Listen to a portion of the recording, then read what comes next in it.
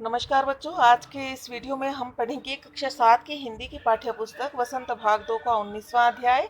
अध्याय का नाम है आश्रम का अनुमानित व्यय।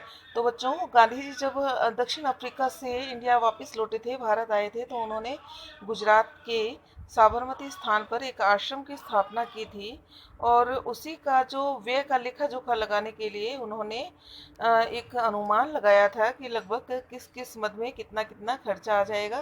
तो बच्चे, जैसे हम लोग भी कोई घर घर में कोई काम शुरू करें या कोई व्यवसाय करें या कोई फिर संस्था शुरू करें या आश्रम की स्थापना करें, तो हम भी कोई ना कोई मतलब बजट तो सभी लोग बनाते ही हैं। तो इसी तरह से गांधी जी ने भी शुरू में एक बजट तैयार किया था, लेखा जोखा तैयार किया था, अनुमान लगाया था कि आखिर कितना व्यय आ जाएगा। तो इसी के माध्यम से ये जो है अध्याय हम देख रहे हैं, गांधी जी के द्वारा लिखा गया है। तो चलिए शुरू करते हैं अध्याय। आरंभ में संस्था में 40 लोग होंगे। कुछ समय में इस संस्था के 50 लोग हो जाने की संभावना है। हर महीने औसतन 10 अतिथियों के आने की संभावना है। इनमें 3 या 5 सपरिवार होंगे, इसीलिए स्थान की व्यवस्था ऐसी होनी चाहिए कि परिवार के लोग अलग रह सकें और शेष एक साथ। इनको ध्यान में रखते हुए 3 रसोई घर हों और मकान कुल 50,000 वर्ग फुट क्षेत्रफल में बने, ताकि सब लोगों के रहने लायक जगह हो जाए।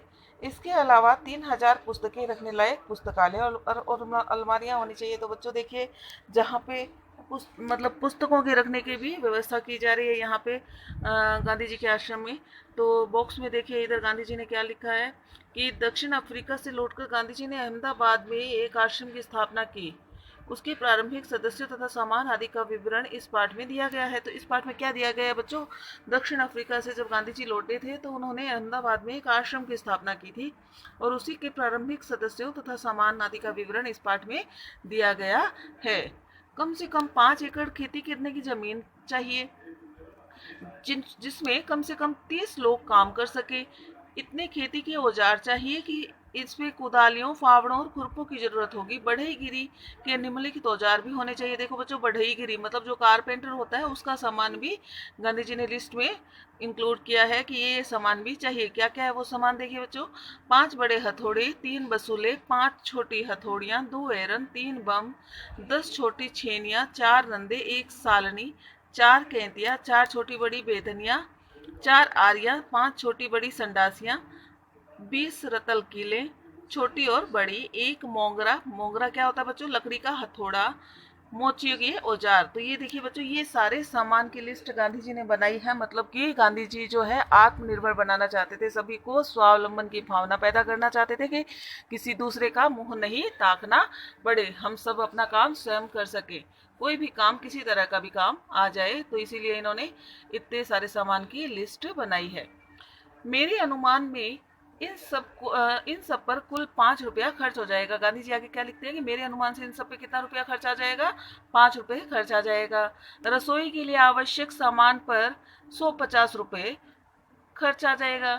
गांधी जी क्या लिखते हैं कि रसोई के लिए आवश्यक जो सामान है उस पर 150 रुपये, 150 रुपये खर्च आ जाएगा। मतलब कि 150 रुपये खर्च आ जाएगा। स्टेशन दूर होगा तो सामान को या मेहमानों को लाने के लिए बैलगाड़ी चाहिए। मैं खाने का खर्च 10 रुपये मासिक प्रति व्यक्ति लगाता हूँ। गांधी जी ने खाने का जो खर्च है वो कितने रुपए लगाया बच्चों? 10 रुपये मासिक प्रति व्यक्ति। मतलब कि एक व्यक्ति का पूरे मंथ का जो खर्च है, पूरे माह का जो खर्च कितना आ जाएगा? 10 रुपये।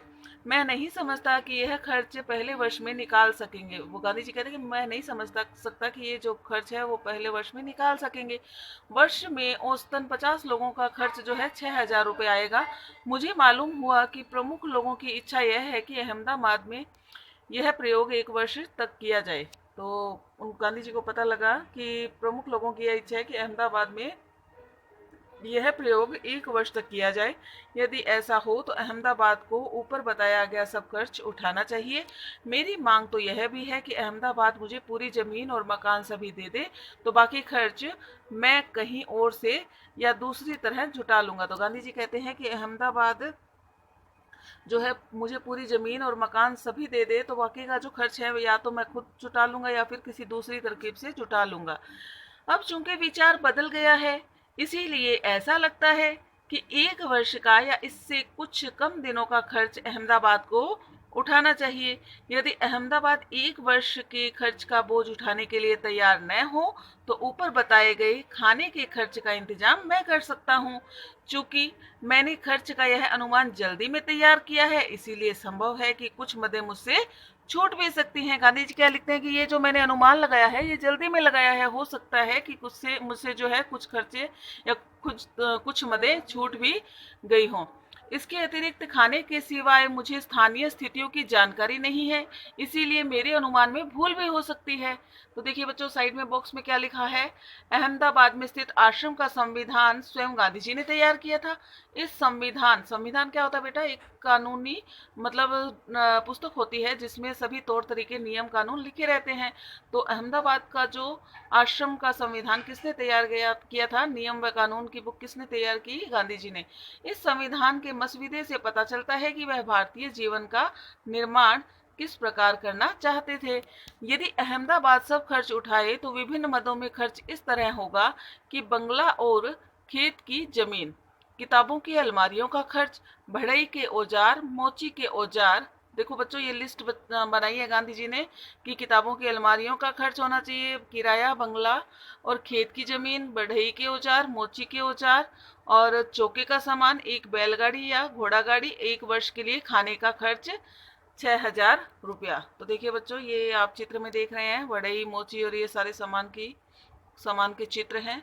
और ये देखिए घरेलू सामान के लिए गांधी जी ने क्या क्या लिखा है लिस्ट में, 4 पतीले 40 आदमियों का खाना बनाने योग्य, और 2 छोटी पतीलियां 10 आदमियों के योग्य, 3 पानी भरने के पतीले या तांबे के कलशे, 4 मिट्टी के घड़े, 4 तिपाइयां, 1 कढ़ाई, 10 रतल खाना पकाने योग्य, 3 कलछियां, 2 आटा गूंदने की परातें, 1 पानी गर्म करने का बड़ा पतीला, 3 केटलियां, 5 बाल्टियां या नहाने का पानी रखने के बर्तन, 5 पतीले के ढक्कन, 5 अनाज रखने के बर्तन, 3 तैयां, 10 थालियां।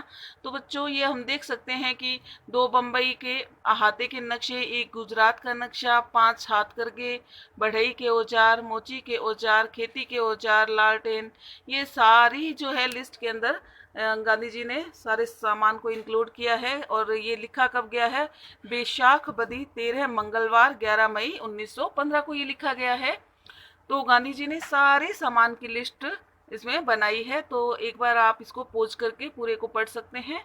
बहुत आसान है बच्चों, एक बार में समझ में आ जाएगा, क्योंकि हम घर का भी अगर एस्टिमेट लगाते हैं खर्चे का तो हम इस तरह से लिस्ट बनाते हैं कि इस महीने हमें क्या क्या चाहिएगा, जैसे चावल, दाल, गेहूं, आटा, है ना, चाय पत्ती, चीनी, जो भी हमें चाहिए, कोई घर का सामान, है ना। तो इसी तरह से गांधी जी ने भी लिस्ट बनाई है। आगे देखिए, मेरा ख्याल है कि हमें लुहार और राजमिस्त्री के औजारों की भी जरूरत होगी, दूसरे बहुत से औजार भी चाहिए, किंतु इस हिसाब से मैंने उनका खर्च और शिक्षण संबंधी सामान का खर्चा इसमें शामिल नहीं किया है। शिक्षण के सामान में 5-6 देशी हाथ करघों की भी आवश्यकता होगी। तो ये देखिए गांधी जी अंत में क्या लिखते हैं कि जो शिक्षण का सामान है, हथकरघे वगैरह, है ना, तो दूसरे औजार वगैरह मैंने इसमें शामिल नहीं किए हैं। मुझे लगता है इसकी भी हमें आवश्यकता होगी, जो कि मैंने इस लिस्ट में इंक्लूड नहीं किया है। तो वो सारी चीज़ें जो है अलग हैं। तो ये था गांधी जी के आश्रम का अनुमानित व्यय, गांधी जी द्वारा लिखा गया अध्याय। तो आज हमने पढ़ा। अब इसके कुछ प्रश्न उत्तरों पर नज़र डाल देते हैं बच्चों।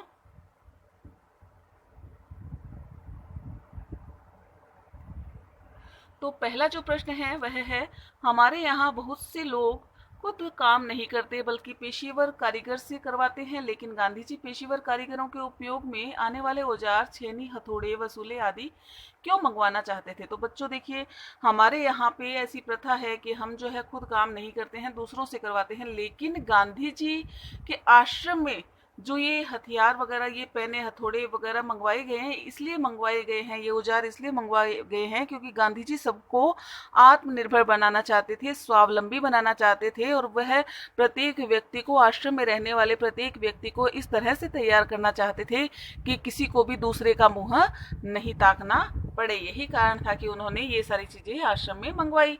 दूसरा प्रश्न है, गांधी जी ने अखिल भारतीय कांग्रेस सहित कई संस्थाओं व आंदोलनों का नेतृत्व किया, उनकी की जीवनी या उन पर लिखी गई किताबों में उन अंशों को चुनिए जिनसे हिसाब किताब के प्रति गांधी जी की चुस्ती का पता लगता है। देखिए बच्चों, एक तो तब जब वो 1920 का जो असहयोग आंदोलन होने वाला था, उस समय भी गांधी जी पूरी प्लानिंग के साथ चल रहे थे कि अगर मुझे गिरफ्तार कर लिया जाता है तो मेरी अनुपस्थिति में आगे जो है इस आंदोलन का नेतृत्व कौन संभालेगा। और जब भारत छोड़ो आंदोलन की बात चल रही थी तब भी गांधी जी की कोई ऐसी ही प्लानिंग थी। तो हर समय गांधी जी प्लानिंग से चलते थे और वह ये सोच के चलते थे कि कोई भी आंदोलन जब किया जा रहा है, अगर उनको गिरफ्तार कर लिया जाता है तो उनकी अनुपस्थिति में आंदोलन का नेतृत्व कौन करेगा। और हिसाब किताब में भी वो बहुत चुस्त थे, हर चीज़ सोच समझ के करते थे और मतलब हर समय पैसा बचाने की और काम अनावश्यक पैसा नहीं खर्च हो, इस तरह से प्लानिंग से चलते थे। वे एक एक दिन में 25-25 मील की यात्रा कर लेते थे ताकि ज़्यादा खर्चा नहीं करना पड़े। तो मतलब इस तरह से गांधी जी हर चीज़ सोच समझ के करते थे। तो इन्हीं सब बातों से पता चलता है उनकी चुस्ती का। आगे देखिए तीसरा प्रश्न, मान लीजिए आपको कोई बाल आश्रम खोलना है, इस बजट से प्रेरणा लेते हुए उसका अनुमानित बजट बनाइए। तो बच्चों, आपको ये इमेजिनेशन करना है कि आपको कोई आश्रम खोलना है या आपको कोई भी संस्था खोलनी है, तो आपको इस बजट से प्रेरणा लेते हुए एक मतलब गाइडेंस इस बजट से लेते हुए आपको उसका बजट तैयार करना है।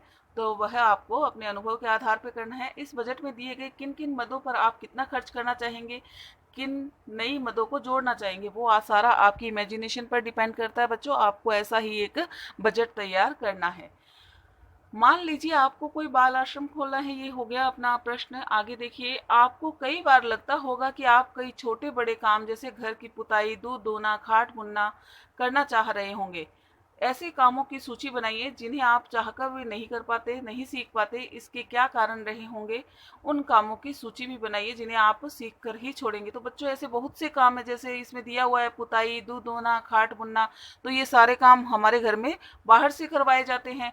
अब घर में कई ऐसे काम होते हैं जैसे चाय बनाना, रोटी बनाना, तो खूब सारे ऐसे काम होते हैं, घर की सफाई करना, जो हम चाह के भी नहीं कर सकते। तो उसमें है कि हमारी उसमें लगन की कमी है। लेकिन हाँ, कुछ ऐसे काम हैं जो हम सोचते हैं कि हम ये करेंगे, जैसे कि जूता जैसे अपना टूट गया तो उसको तैयार कैसे करें, है ना। तो ऐसे काम हम सीख सकते हैं। अगर हम मन में निश्चय कर लें तो हम यह कह सकते हैं कि हम यह सीख कर ही छोड़ेंगे। पांचवा प्रश्न है, इस अनुमानित बजट को गहराई से पढ़ने के बाद आश्रम के उद्देश्य और कार्यप्रणाली के बारे में क्या क्या अनुमान लगाए जा सकते हैं। तो बच्चों, इस आश्रम को गहराई से अगर हम पढ़ते हैं तो यही अनुमान लगाते हैं कि यहाँ पे पूरी जो योजना है वह बहुत सोच समझ के बनाई गई है और एक पैसा भी व्यर्थ खर्च नहीं हो, इस तरह से इस बजट को तैयार किया गया है। और इस तरह से इस बजट को तैयार किया गया है कि प्रत्येक व्यक्ति अपना कार्य स्वयं करे, जिससे कि अनावश्यक मजदूरी किसी को नहीं देनी पड़े, और हर व्यक्ति अपना काम स्वयं करेगा तो वह आत्मनिर्भर बनेगा, स्वावलंबी बनेगा। तो ये थे हमारे इस पाठ के प्रश्न उत्तर। आगे देखिए, भाषा की बात में देखिए, अनुमानित शब्द अनुमान में इत प्रत्यय जोड़ करके बना है। इत प्रत्यय जोड़ने पर अनुमान का न नित्य में परिवर्तित हो जाता है। नीचे इत प्रत्यय वाले कुछ शब्द लिखे गए हैं, उनमें मूल शब्द पहचानिए और दिए गए देखिए कि क्या परिवर्तन हो रहा है। देखिए बच्चों, प्रमाणित जो शब्द है उसमें मूल शब्द क्या होगा, प्रमाण। प्रमाणित शब्द में मूल शब्द क्या होगा बच्चों, प्रमाण। और इसमें जुड़ा क्या है, इत प्रत्यय जुड़ा है। व्यथा में व्यथित में व्यथा मूल शब्द है और इसमें इत प्रत्यय लग गया। और द्रवित में द्रव मूल शब्द और इत प्रत्यय लग गया। मुखरित में मुखर मूल शब्द और इत प्रत्यय लग गया। झंकृत में झंकार और इत मूल शब्द है झंकार और इत प्रत्यय लग गया। शिक्षित में शिक्षा और इत, मोहित में मोह और इत, और चर्चित में चर्चा धन इत। तो इस तरह से ये मूल शब्द और प्रत्यय हमने अलग कर लिए। आगे देखिए बच्चों, इत प्रत्यय की भांति इक प्रत्यय लगने से भी शब्द बनते हैं, जैसे सप्ताह धन इक, साप्ताहिक। तो बच्चों, इक प्रत्यय जहां पे लगता है वहां पे क्या हो जाती है, आदि वृद्धि हो जाती है। देखिए बच्चों, आदि वृद्धि मतलब आरंभ में देखिए यहाँ पे सप्ताह में अस्वर है, लेकिन इक प्रत्यय जब जुड़ा तो स का क्या बन गया बच्चों, सा बन गया। तो क्या बन गया, साप्ताहिक। इसी तरह से देखिए, मुख में इक प्रत्यय लगा तो मौखिक। तो देखिए, मुंह से औ बन गया, तो यहाँ पे आदि वृद्धि हो गई। संविधान में इक प्रत्यय जुड़ा तो क्या बन गया संवैधानिक। प्राथमिक में प्रथम में इक प्रत्यय जुड़ा तो प्राथमिक। नीति में इत प्रत्यय जुड़ा तो नैतिक। पुराण में इक प्रत्यय जुड़ा तो पौराणिक। और दिन में इक प्रत्यय जुड़ा तो दैनिक। तो इन सब में क्या हो रही है बच्चों, आदि वृद्धि हो रही है। आगे देखिए बच्चों, दूसरा जो है भाषा की बात में, बैलगाड़ी और घोड़ा गाड़ी शब्द दो शब्दों के जुड़ने से बने हैं। इसमें दूसरा शब्द प्रधान है। कौन सा शब्द प्रधान है बच्चों, दूसरा। दूसरा पद प्रधान है, यानी शब्द का जो प्रमुख अर्थ है वह दूसरे पर टिका हुआ है। ऐसे समास को क्या कहते हैं बच्चों, तत्पुरुष समास कहते हैं। ऐसे समास को क्या कहते हैं, तत्पुरुष समास कहते हैं। ऐसे 6 शब्द और सोचकर लिखिए और समझिए जिसमें दूसरा शब्द प्रमुख क्यों है। तो बच्चों देखिए, जैसे कि अपन एक उदाहरण लेते हैं, राजपुरुष, राजपुत्र, विद्यालय, रसोई घर, ये जो सारे शब्द हैं इनमें क्या है, दूसरा पद प्रधान है और ये सभी तत्पुरुष समास के उदाहरण हैं। और दूसरा पद प्रधान क्यों होता है, क्योंकि प्रथम शब्द का अर्थ जो है दूसरे पर टिका होता है। तो ये थे हमारे इस पाठ के प्रश्न उत्तर जो हमने पूरे कर लिए हैं। पाठ से संबंधित प्रश्न उत्तर भी पूरे कर लिए हैं और भाषा की बात से संबंधित प्रश्न उत्तर भी हमने पूरे कर लिए हैं। आगे नए वीडियो में हम मिलेंगे नए अध्याय के साथ। तब तक के लिए नमस्कार। Thank you very much.